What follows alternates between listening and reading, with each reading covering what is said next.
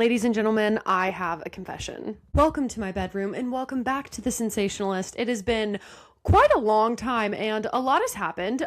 If you are not watching this, then you're most likely listening to it. And I will tell you, I am holding up my left hand where there is a big, fat, shiny rock on it.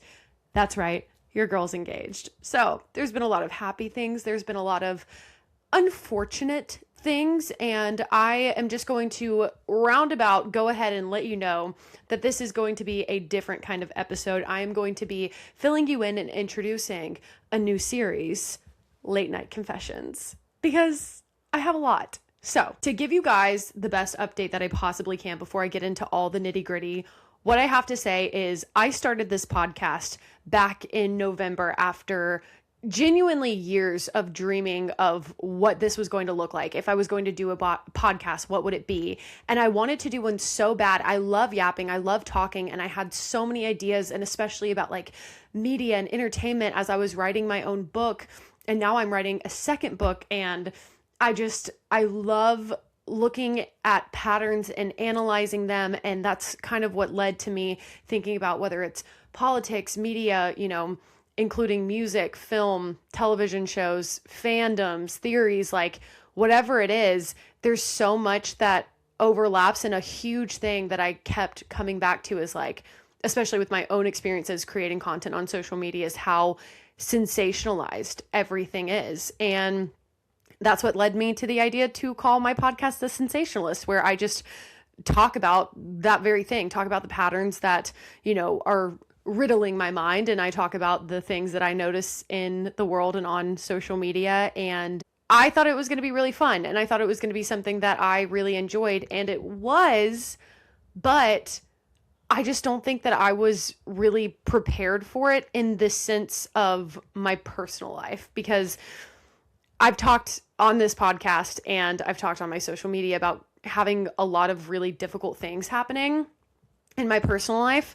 And I haven't gone into a ton of detail, but a lot of you have messaged me and seem to be able to pick up on what I'm putting down. And I, first of all, appreciate those messages more than you know, because it's kind of reassuring in a strange way. It's reassuring and heartbreaking to see how many people have experienced things similar. And I'm so grateful for those messages. They have made me feel so much less alone. Especially, I have really started to fall in love with women who are in like their 60s who have messaged me and told me that they have been, no contact with a sibling, a parent, a cousin, a friend, or whatever for a long time, and how it gets better. And just like hearing that wisdom from older women, I actually, not to shift gears, but I saw somebody say that the best advice that they have for people in their 20s is follow women in their 40s, 50s, 60s on social media. And I have to say, do it. Do it, do it, do it. It's so insightful and so reassuring to see how normal it is that you're feeling like, what in the world is going on with my life? What am I doing? And also just to hear it from another woman who's been through it and who's talking about like what really matters in life. And their wisdom does come with age. And I really enjoy talking to people of all ages. And I think the same thing about people who are younger than me. I think that there's wisdom everywhere, so long as you are wise enough to look for it. Write that down. Okay. So all that to say, I think when I started this podcast, when I got the idea for it, it was before everything that started to happen began to unfold, and everything was great. Everything was going wonderful. I was so excited about this. I started plotting and scheming names and everything. And then my life took a downward spiral. And I think that I launched into the podcast as like another distraction. I was like, well, I'm writing a book and now let's do a podcast. Let's keep doing social media. Like, let's just pedal to the metal. And I have learned, as you would guess, that that's a really easy way to burn yourself out. Okay. And so, yeah, I didn't know what to do because I felt like every time I wanted to record an episode, I just felt like I was fake. I felt like I was putting on a performance, and I felt like I didn't have anything to say because who am I to be saying it? That kind of thing. Like, it just started to really wear me out, and it started to really scare me away from feeling inspired to sit down and talk. And so that's what led to kind of a rewind. Let's recenter, let's regroup, let's rethink. And I realized all the things that make me not want to talk on social media and not want to talk specifically on a podcast where it's like much more long form content, really getting to know me a little bit more than just a 3-minute video of like a hot take I thought of, or a little fun story to say, or something about Taylor Swift, sitting down and being really vulnerable and letting you guys really know me. That was more intimidating because I felt like I had all these things that I was like, if they really knew, they wouldn't like me.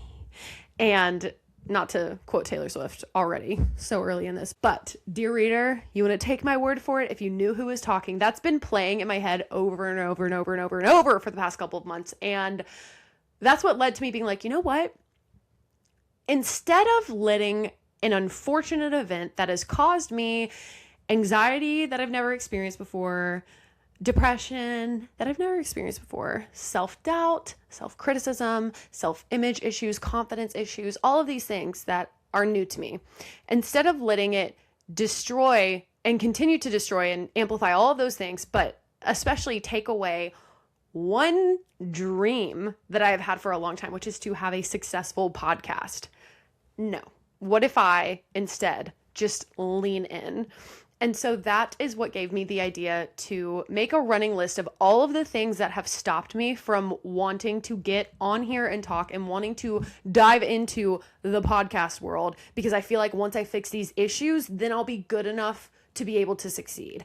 Instead, let me make a list of all of these things, and then I'm going to start a series, Late Night Confessions, where I tell you about all of those things that are conveniently the things that keep me up at night and keep me from being able to go to sleep, because I sit and I spiral and I think about them all night long.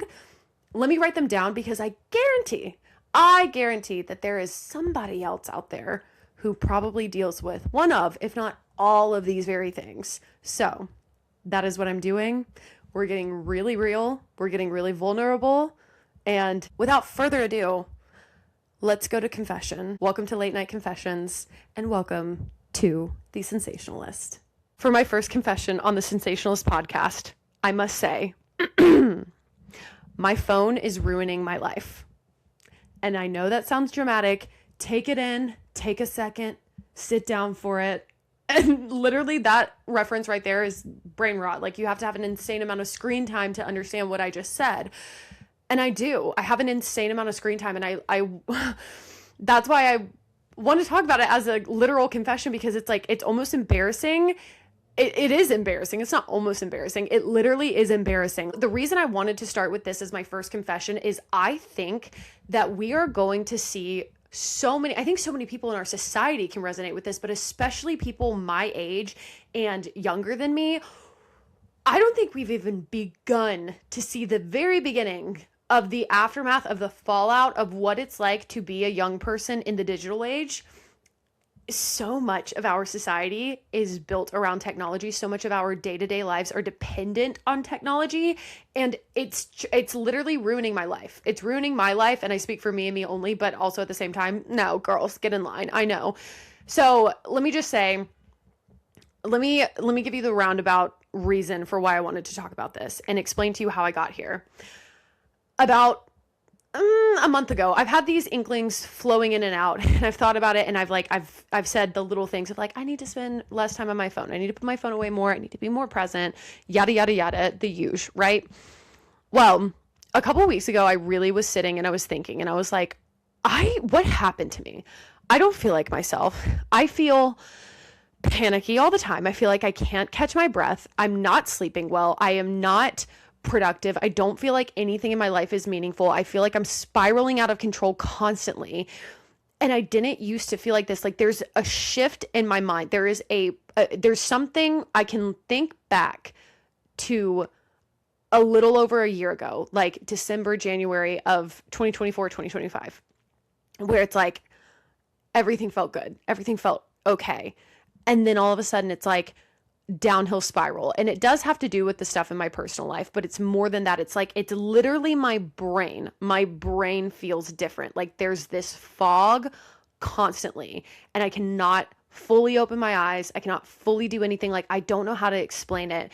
And I was being really honest with myself, and I was like, well, honestly, not only did something pretty rough happen that has continued to persist in my life, but also that's really the time where I started deeply investing in my social media career, which has brought me so many wonderful opportunities.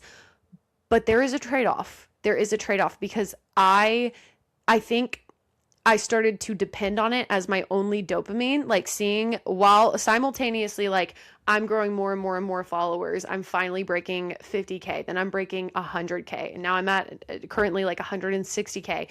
Those milestones all in the past year started to make me chase that as a dopamine hit because I was going through something so like upsetting. And like when I'd call my parents who are also dealing with it and everything, like that was good news I could tell them. And I was like almost addicted to like gaining more followers because they were so proud of me. And I was like, and they knew I really wanted this and I wanted to have updates for them. And if I wasn't making social media content, I was writing my book, which would require me to sit on my computer staring at a screen. And then I would always just like couldn't focus, couldn't lift the fog. So I'd go back to social media to try to like scroll and get inspiration, right? That cycle repeats. And then I start to question what I'm doing. I start to question my social media. So I start looking at other content creators who have made it for inspiration, right? Look, scroll. Post a video, film a video, edit a video, stare at the video, watch it back a couple times. Ask myself, what are the haters going to say? What is the worst comment I could get about this? Ooh, didn't phrase that perfectly. And you know how the internet wants everything to be said perfectly. Can't leave anything to the imagination, can't leave anything up for assumptions because rest assured they will assume the worst. Refilm, delete, edit, take that part out. Thought it was funny, people will take it wrong. Delete it. People will say this about you. Should you care? No. Do you? Yes. Suddenly. Why? Delete, edit, record, stare at yourself. Notice something you've never noticed before. Huh, that comment's right. I do have a big nose. What could fix it? Scroll. Read. Angles, turn, skin, breaking out, stressed. Yes. Also, do I have another condition? Is something else going on? Should I be on some kind of a medication? Do I have this allergy? Do I have cortisol face? Oh my God, maybe that's it. Order subscription to Nello. That'll work. Get rid of your cortisol face. Fix your sleep schedule. Get this gummy. This will change your life. Order. Scroll. Analyze, overanalyze. Question everything about yourself and then notice that you're a stranger in the mirror.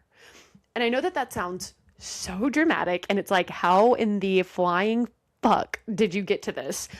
But when you sit and spend your day every single day either recording yourself and watching yourself or reading comments about yourself from strangers on the internet, you do start to subconsciously like anticipate what people will say, how people will take something. And then the real kicker is like, you start to realize that the more controversial you are, the more views you get, the more growth you get, the more engagement you get, which means the more money you get. And if that's how you're paying the bills, then, say less. So you start to lean into that a little bit.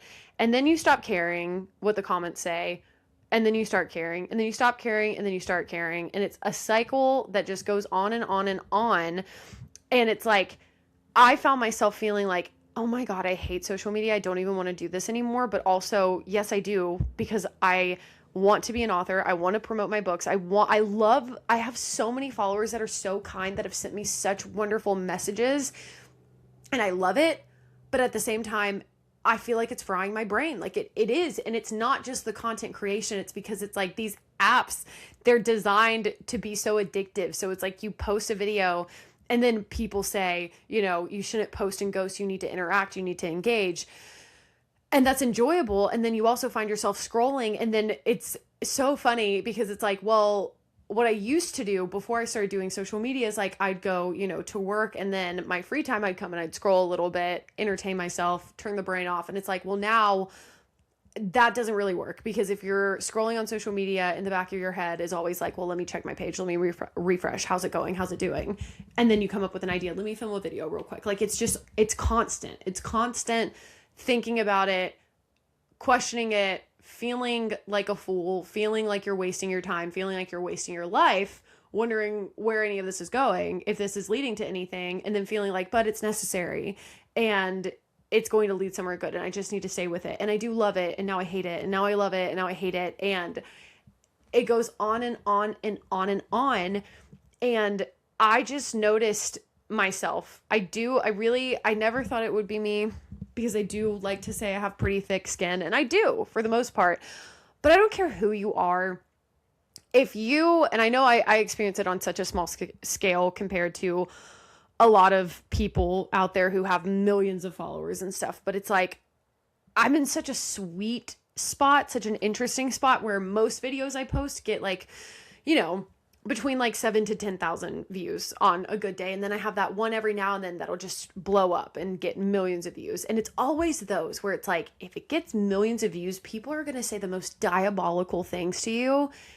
And it's stupid, so it makes you be like, what in the world? But then I kind of have thought about it a lot, and I'm like, I don't think it's so much as like, it makes me sad about myself. Like, I read somebody tell me that I'm ugly or that I'm all these awful things, and it affects me, because it doesn't, because it's like, you can't hurt me, stranger on the internet with no profile picture.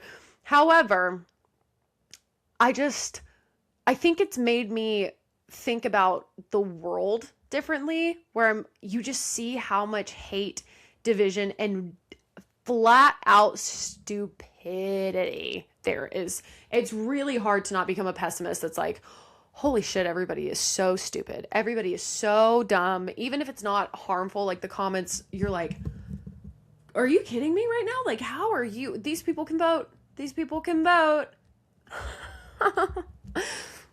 Anyway. So I think it's just disheartening. It's disheartening more than anything. And it starts to lead to anxiety.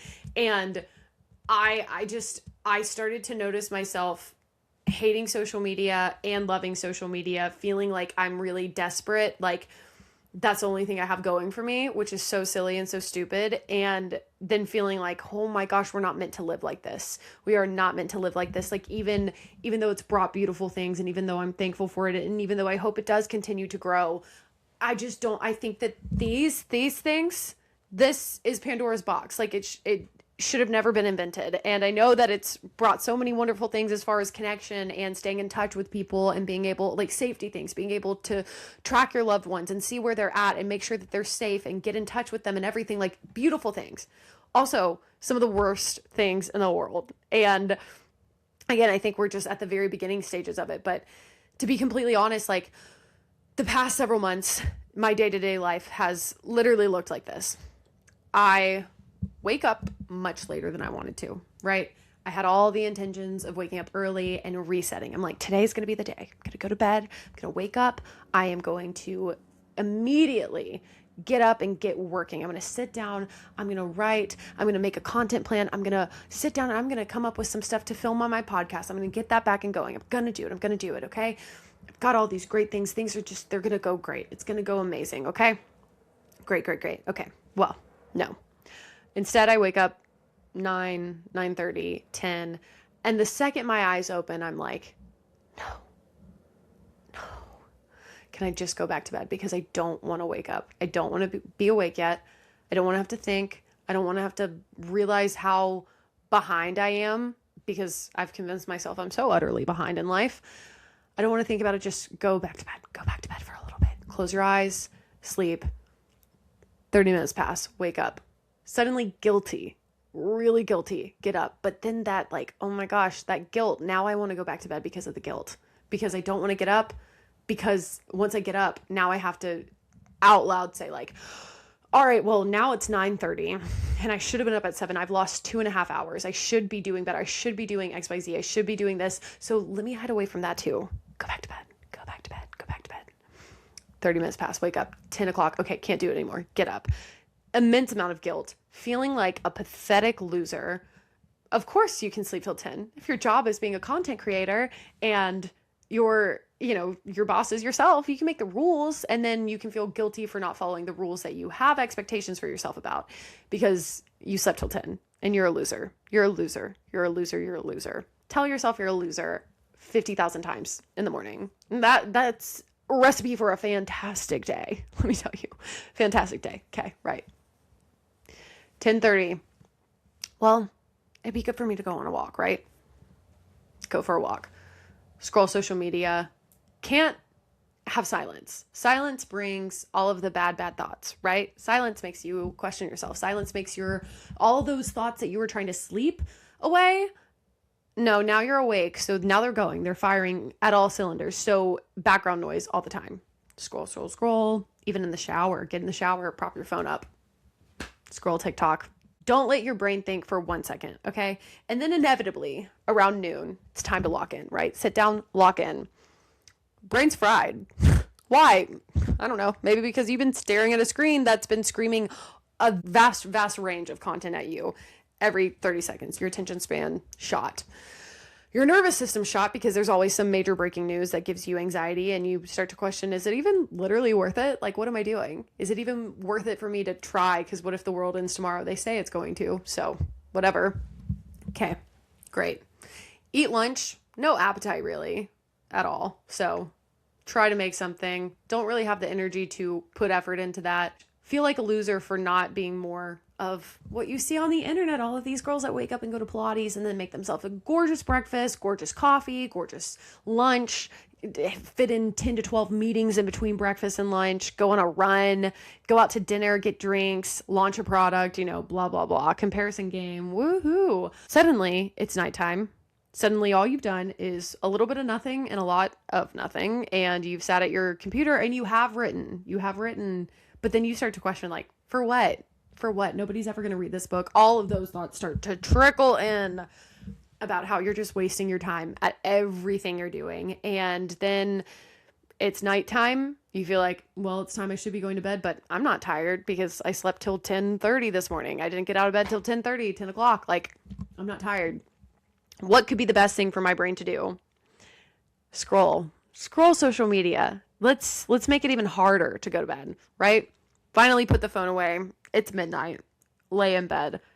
Cannot sleep because your brain won't stop. My brain will not stop. My brain will tell me everything. All of a sudden, it's like every night laying in bed, as soon as my head hits the pillow and I shut my eyes, I have just highlight reel in my head of everything I should have done that day.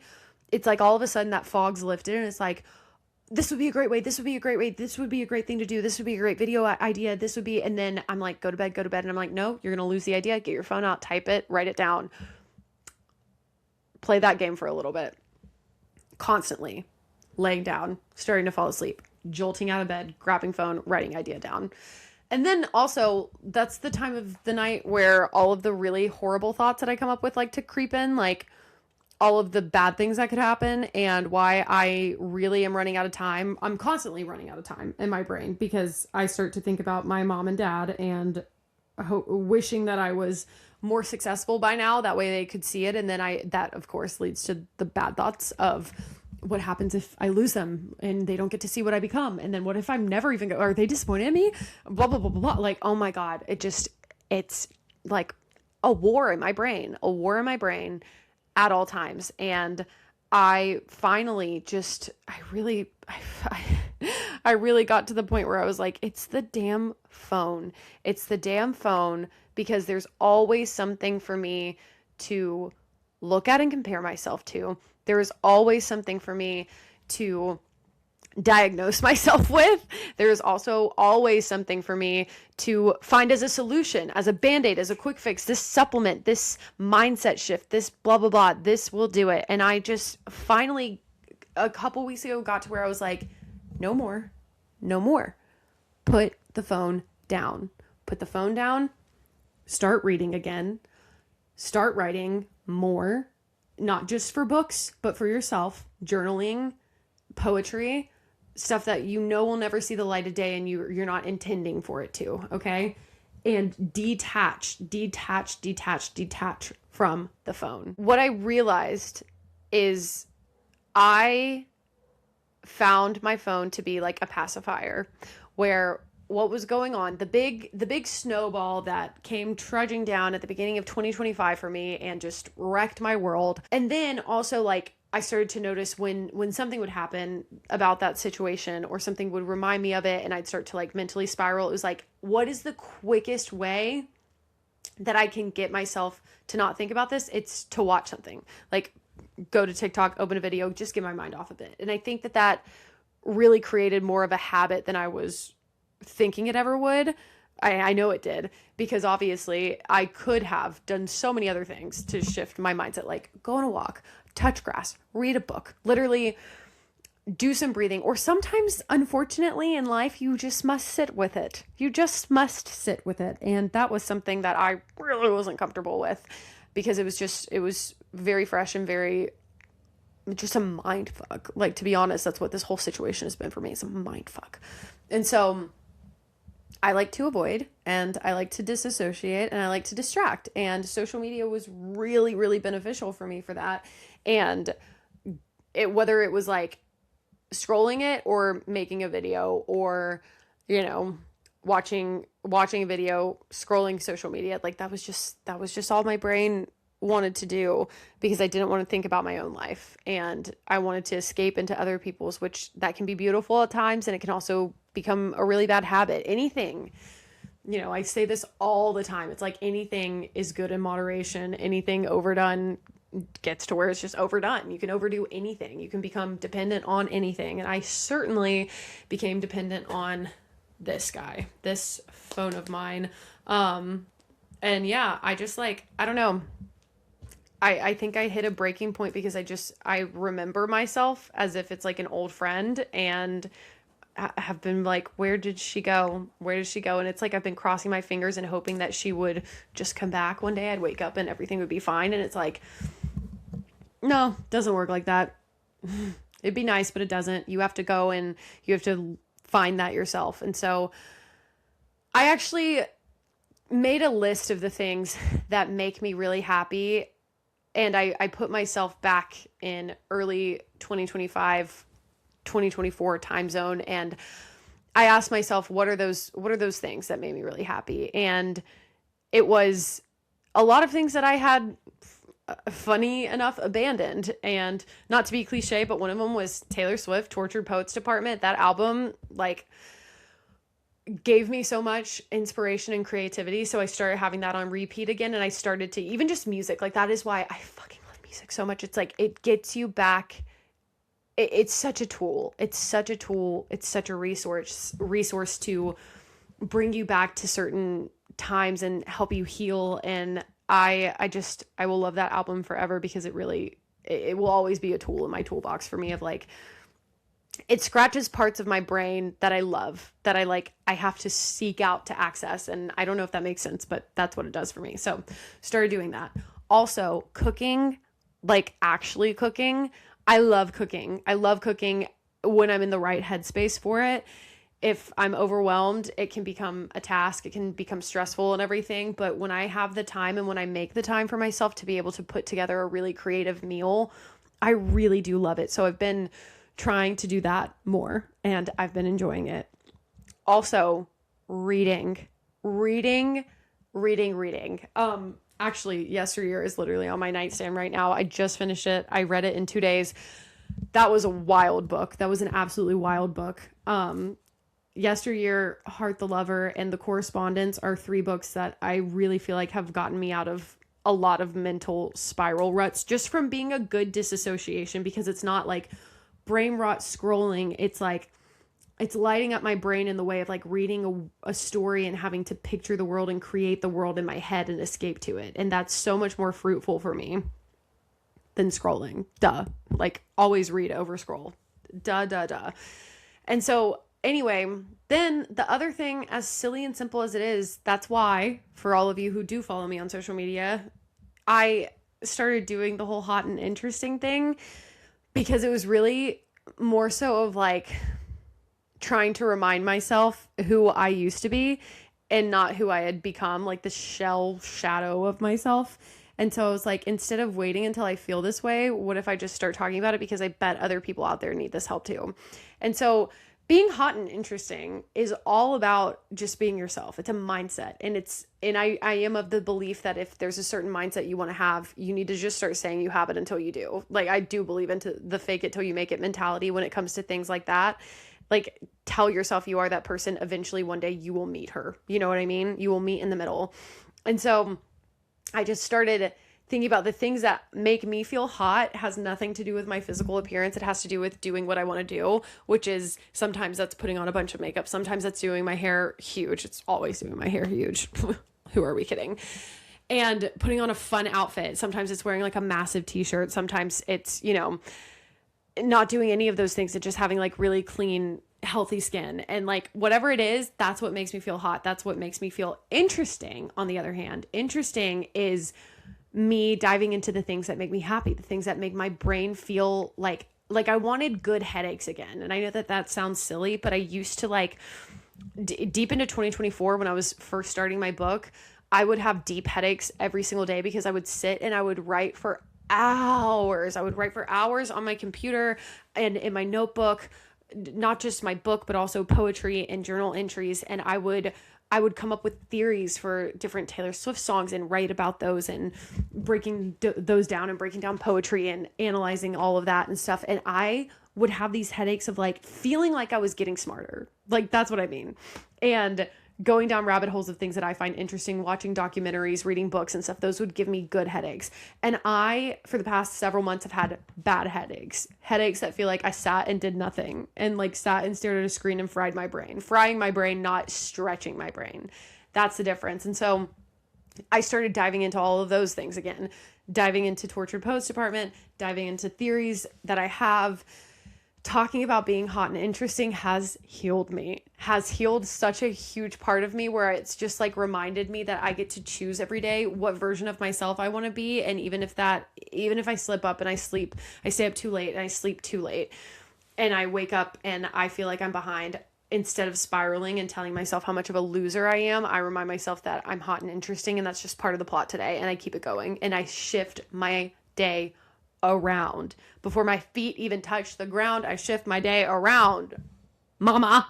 And so, yeah, I love the hot and interesting thing. I think it's so funny too, how many of you comment on like videos where I don't mention it and say like, that's hot and interesting. I'm like, yes, like when I posted my engagement, so many people commented and have said stuff about my ring being hot and interesting. And I'm like, it is. It so is. It's so hot and it's so interesting. And I just feel like that's so much more to me, and to each their own, of course. But I feel like to me, it's just so much more exciting and so much more realistic to be like approachable, to be like, it's hot and interesting with the context that it's a mindset all about individuality and realizing that life is short. Live it how you want to live it right now and be who you want to be right now. And if you change your mind, guess what? That's okay. You can be whoever you want to be. And there's never, God, the most hot and interesting quote I've ever heard in my life, and I will say it forever, is that you get to pick when your season 1 and episode 1 moment is all the time. Every single day can be a season 1, episode 1 moment. You can literally start a new series, a new show, and where it's the pilot episode, it's starting over. Starting fresh. It doesn't have to be like after a big life transition. It can literally just be you wake up one day and you're like, no, I'm done. We're starting a new chapter today. It can be book 1, chapter 1, page 1. It can be season 1, episode 1. Anytime. You get to rebrand, you get to change, you get to shift, you get to do whatever you want. And that is hot and interesting. Life should be hot and interesting. It shouldn't be sad. It shouldn't be anxiety inducing all the time, even though sometimes it is and we can't control it. It shouldn't be this like pressure to perform all the time, pressure to like measure your life in metrics based on social media. And also, you don't have to wait until everything is perfect and everything is fixed for you to start doing the things that you always have wanted to do. And I think that that's like the biggest revelation I had once I put the fucking phone down for a little bit, is that I was watching so many people who in my mind have made it, right? All the time. These people have made it and they're where I want to be. And then I question why I'm not there yet. And then I say like, oh, I can't start until I am there.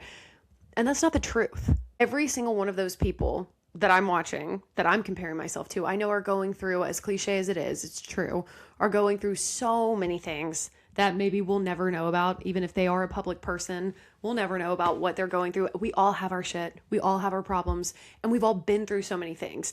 And every single person that's successful, no matter how easy it looks like it came to them, there was shit they had to go through. There was. The people who make it, in my mind, and what I believe, the people who make it are the ones that don't wait for a go sign, don't wait for a green light. They just start. They just start. Imperfectly showing up. And that's what really got me to think about this, where I was like, you know what? Let me just confess. Let me confess it all. Let me tell you guys, I am not perfect. I am not feeling fantastic all the time. I have been through a lot the past year that has really changed my life. And the first thing that I wanted to talk about was how much my phone has ruined my fucking life, but also how it's not anymore, because I refuse, because I decided that it is my season 1, episode 1 moment. And yeah, I want to start chasing the things that I've always wanted to have without waiting for the moment that I felt like I needed to wait for to be good enough to deserve any of them. No, I'm good enough now, just like you are, for whatever you are seeking and chasing. And I guess it's kind of like saying it's okay to show up at the party, even if you're not dressed for it. That's kind of how I feel, is this podcast, my social media, everything that I'm chasing. I want to show up at the party because I want to go to the party. I don't feel like I'm dressed well enough for it yet, but I have made the decision that I'm going to show up anyway. And I think the best way to do that is to continue to give you guys all of my confessions, all of the things that have kept me laying awake at night, that are destroying my brain, stretching my brain, and making me want to stay asleep until 10 o'clock in the morning or later or forever, but that I'm not going to allow to do that. So, as always, if you enjoyed this episode, please do let me know. I would love to hear from you. And I would also like to invite you to send in your confessions, the things that you stay awake at night, the things that eat away at your soul and your brain, and the things that you're maybe embarrassed or ashamed to say or to admit out loud. Because I promise you, even if you think nobody will relate to it, I can guarantee either I or several other people, including me, will relate to it. So please send those in if you have any and would like to share. Of course, it will all be shared anonymously. And I will share them next week during our episode where I share my next confession, which is called Ego, Crash and Burn. And we'll be talking about the moment your ego takes a hit. That's going to be a fun one, a very honest, fun one. So I hope you will return to my confession room, where it will be in my bedroom. It's late night confessions. This is where I can't sleep, so this is where I'm going to talk. It's been riveting. It's been fun. It's been real. It's been rather sensational. Bye, guys.